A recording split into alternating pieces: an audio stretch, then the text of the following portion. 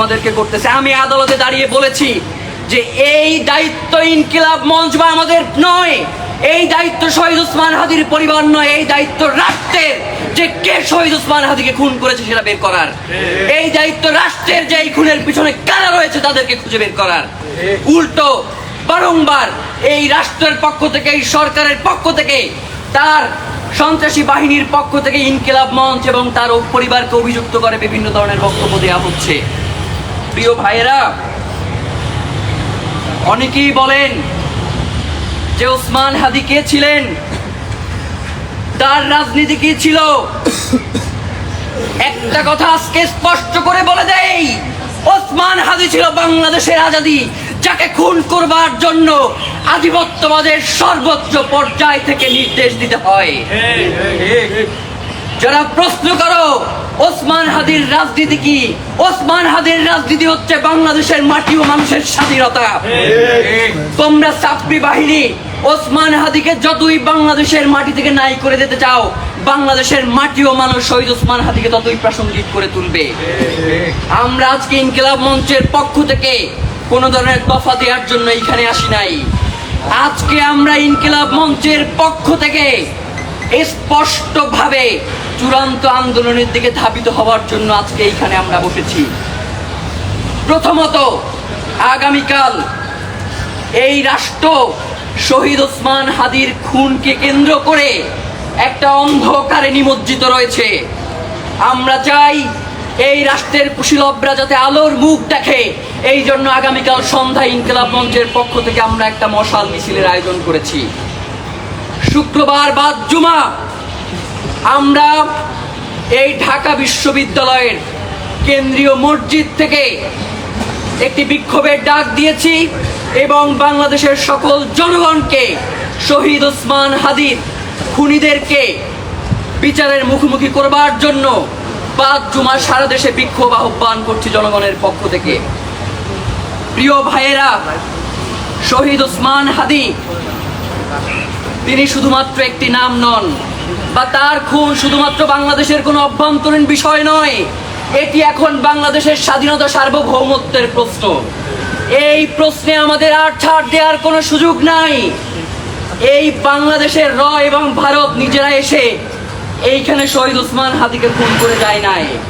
শহীদ ওসমান হাদিকে খুন করেছে বাংলাদেশের মানুষ। শহীদ ওসমান হাদিকে খুন যারা করেছে তারা দীর্ঘ 3 মাস ধরে শহীদ ওসমান হাদির গতিবিধি লক্ষ্য করেছে। শহীদ ওসমান হাদির খুনি জেলে ছিল, তাদেরকে তারা জেল থেকে বের করেছে। শহীদ ওসমান হাদির খুন হওয়ার পরে তাকে সেই এক্সিট দিয়ে ভারতে পলায়নে সহায়তা করেছে। ভারতের প্রত্যক্ষ মদদে বাংলাদেশের পক্ষ থেকে যারা এই কর্মকাণ্ড ঘটিয়েছে, আমরা বাংলাদেশের বর্তমান প্রধানমন্ত্রী তারেক রহমানকে আহ্বান করতে চাই, শহীদ প্রেসিডেন্ট জিয়াউর রহমান তাকে এই ভারতীয় আধিপত্যবাদ বাঁচতে দেয় নাই। আপনার মা দেশনেত্রী বেগম খালেদা জিয়াকে এই ভারতীয় আধিপত্যবাদের হাতে জেল খাটতে খাটতে তার হাতটা পর্যন্ত বাঁকা হয়ে গেছে। আপনার তো এই কথাগুলো ভুলবার কথা নয়।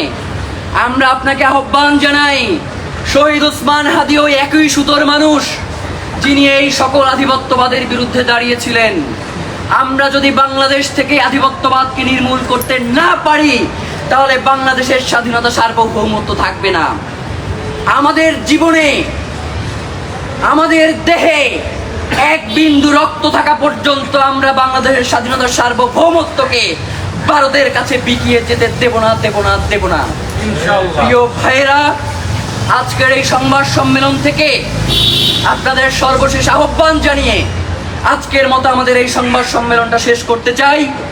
শহীদ ওসমান হাদিকে যারা খুন করেছে, এই খুনের পেছনে যেই দেশি বিদেশি চক্রান্ত জড়িত রয়েছে এবং বাংলাদেশ থেকে এই খুনকে যারা ঘটিয়েছে, তাদের প্রত্যেককে বিচারের মুখোমুখি করতে হবে অতি দ্রুত।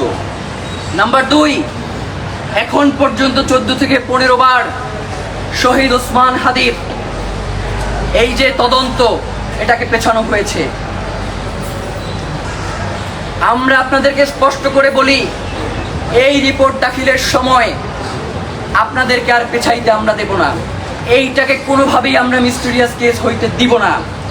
পররাষ্ট্র মন্ত্রণালয়ের পক্ষ থেকে আমাদেরকে জানানো হয়েছে, আপনাদের মাধ্যমেই আমরা জেনেছি যে গত 1-1.5 মাস 2 মাস আগে আমাদের যিনি পররাষ্ট্রমন্ত্রী তার সাথে ভারতের পররাষ্ট্র মন্ত্রীর একটা বৈঠক হয়েছে পররাষ্ট্র পর্যায়ে, এবং তিনি বলেছেন যে অতি দ্রুত শহীদ ওসমান হাদির খুনিদের দেশে ফিরিয়ে আনার ব্যাপারে ভারত সম্মত হয়েছে।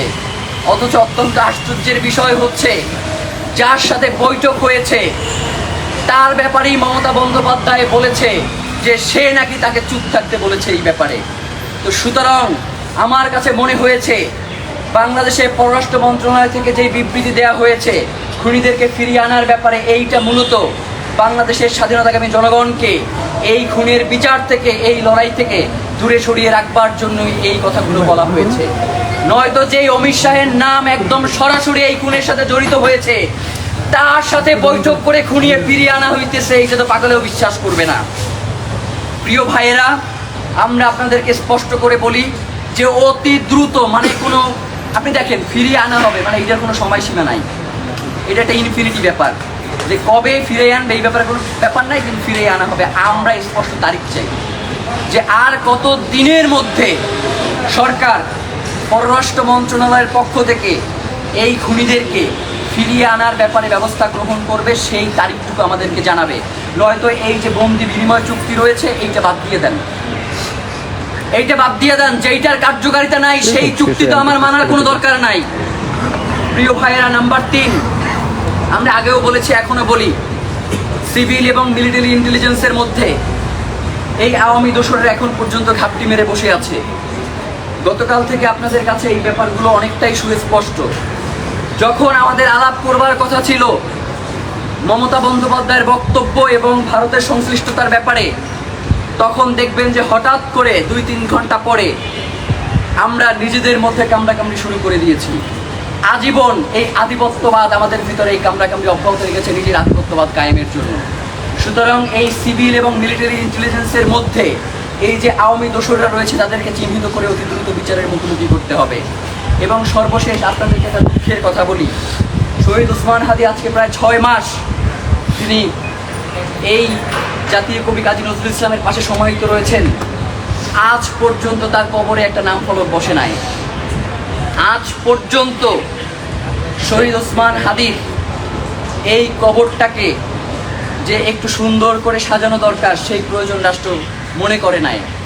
আমরা সরকারের কাছে আহ্বান জানাই, রাষ্ট্র যদি তার আজাদিক সন্তানদেরকে এইভাবে করে হেয় করবার প্রচেষ্টা করে, পরবর্তী সময়ে যদি তারা কোনো ধরনের, বর্তমানে যারা সরকার রয়েছে আজীবন তো তারা সরকারে থাকবার নিয়ত করে আসে নাই, কোনোদিন যদি তারা ক্ষমতা থেকে বিচ্যুত হয়ে যায় তাহলে এই জনগণ তাদেরকে কোনোদিন ক্ষমা তো করবেই না, উল্টো তাদেরকে এই আজকের এই দিনের জন্য বিচারের মুখোমুখি হতে পারে।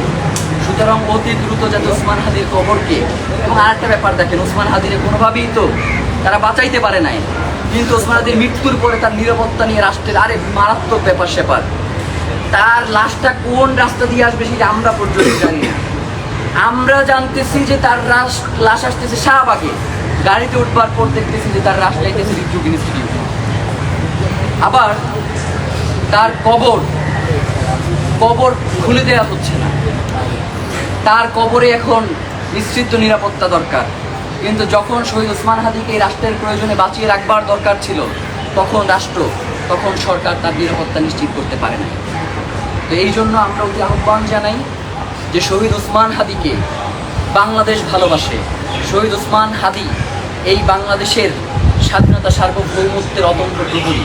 সুতরাং তাকে যদি আমরা তার যথাযথ সম্মান প্রদর্শন করতে না পারি, তাহলে বাংলাদেশের স্বাধীনতা সার্বভৌমত্ব দিল্লির কাছে আমাদের বর্গা দেয়া ছাড়া আর কোনো উপায় থাকবে না। এই জন্য বাংলাদেশের দেশপ্রেমিক, বাংলাদেশের স্বাধীনতাকামী জনগণকে আহ্বান জানাই, তারা যাতে শহীদ ওসমান হাদির খুনের ব্যাপারে তাদের জায়গা থেকে সর্বোচ্চ প্রতিরোধ করে এবং আগামী শুক্রবার দেশব্যাপী তারা যাতে এই বিক্ষোভ নিয়ে রাস্তায় নেমে আসে, এজন্য আমরা বাংলাদেশের প্রত্যেকটি জনগণকে আহ্বান জানিয়ে আজকের মতো আমাদের